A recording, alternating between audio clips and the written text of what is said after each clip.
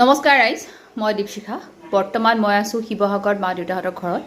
যদি মোৰ ভিডিঅ' চাই আছে তেতিয়াহ'লে ডেফিনেটলি গম পাইছে যে আমাৰ মা দেউতাৰ ঘৰখনেও বানত বিধ্বস্ত কৰিছে। একাঠুলৈকে পানী হৈ গৈছে। গতিকে সেইদিনা আহিছিলোঁ মই ফুৰিবৰ কাৰণে মা দেউতাৰ ঘৰত, কাৰণ কি পানীটো হোৱা নাছিলে তেতিয়ালৈকে। মই ডিব্ৰুগড়ৰ পৰা ওলাইছোঁ সন্ধিয়া 3টা বজাত। ফোন কৰি সুধিছোঁ পানী হৈছে নেকি, তেওঁলোকে কৈছে নাই, পানী হোৱা নাই, তহঁতি আহিব পাৰ। সেই 3টা বজাত ওলাই ডিব্ৰুগড়ৰ পৰা শিৱসাগৰ পাওঁতে আমাৰ 2 ঘণ্টা লাগিছে। মানে 5টা বজাত আহি আমি যেতিয়া শিৱসাগৰ ঘৰখন পাইছোঁহি, তেতিয়া আহি মই যেতিয়া ঘৰত সোমাব পৰা নাই, গোটেই ৰাস্তা পানী, গাড়ীখনটো আহিবই পৰা নাই। এটা জেগাত আহি গাড়ীখন ৰখাই মই খোজকাঢ়ি আহিছোঁ। আৰু পানীত যদি বানপানী পাইছে বা গৈছে তেতিয়াহ'লে গম পাব আপোনালোকে, পানীত আপোনালোকে খৰকৈ খোজকাঢ়িব নোৱাৰে। লাহে লাহে খোজকাঢ়ি আহি যেতিয়া মই ঘৰ পাইছোঁহি দেখিছোঁ ঘৰৰ ভিতৰত পূৰা পানী। এটা অবৰ্ণনীয় পৰিৱেশ ঘৰৰ ভিতৰত। সেইটো জেগাত যেতিয়া মই মা দেউতাক দেখিলোঁ, মই থাকিবলৈ আহিছিলোঁ, ফুৰিবলৈ আহিছিলোঁ, সেই সকলো বাদ দি, ঘৰৰ বস্তু বাহানি সকলো বাদ দি, কাৰণ কি কিছুমান বস্তু উঠাব নোৱাৰি বা ৰক্ষা কৰিব নোৱাৰি, যিখিনি পৰা গ'ল কৰিলোঁ। কাৰণ এখন ঘৰত বহুত বস্তু থাকে, ইমানখিনি বস্তু আপুনি ছেভ কৰিব নোৱাৰে।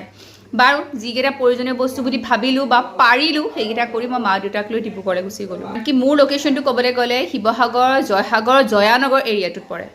ইয়াৰ পৰা বৰ্তমান বানপানীটো যিটো সোঁতত আহিছিলে 3-4 দিন থাকি সেইটো সোঁতত ওলায়ো গুচি গ'ল।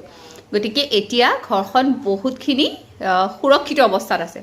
বৰ্ণনাখিনি দিয়াৰ আঁৰৰ কথাখিনি হ'ল যে হয় আমিও বানপীড়িত, কিন্তু যেতিয়া ৰিয়েল ফিল্ডখনত নামি গ'লোঁ তেতিয়া আপোনাৰ হৃদয় ভাগি যাবগৈ। মোৰ মা দেউতাৰ ঘৰখনত কিনো নষ্ট হৈছে, নাই হোৱা 1% নষ্ট বুলি ক'ব লাগিব। কাৰোবাৰ যে ঘৰ গুচি গৈছে, কাৰোবাৰ জীৱিকা গুচি গৈছে। সেইদিনা এটা ভিডিঅ' বনাইছিলোঁ য'ত মই ডিব্ৰুগড়ৰ পৰা আহি আছিলোঁ শিৱসাগৰ অভিমুখে।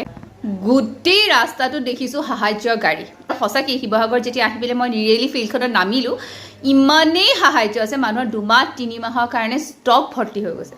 মাত্ৰ মই এটা কথাই ক'ব বিচাৰিছোঁ যে সেইদিনা মই ডিব্ৰুগড়ৰ পৰা শিৱসাগৰলৈ আহি থাকোঁতে অন দ্য ৱে যিবোৰ গাড়ী দেখি আহিছোঁ মোৰ ইমান মনটো ভাল লাগিছে। কাৰণ কি ডিব্ৰুগড় যেতিয়া মই ঘৰত আছিলোঁ তাতো গম পাই আমাৰ ঘৰত অকণমান পৰিৱেশটো ঠিক নহয়। চ' এটা ভিডিঅ'ত মই কৈছোঁ যে ডিব্ৰুগড়ৰ পৰা যথেষ্ট সাহায্য আহিছে।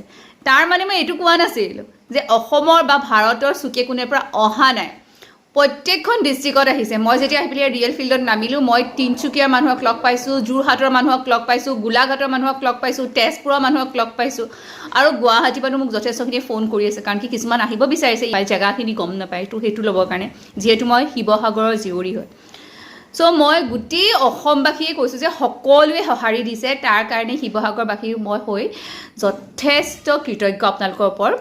এনেকুৱা এটা দুৰ্যোগৰ সময় শিৱসাগৰবাসীক যে আপোনালোকে চকু মেলি চালে।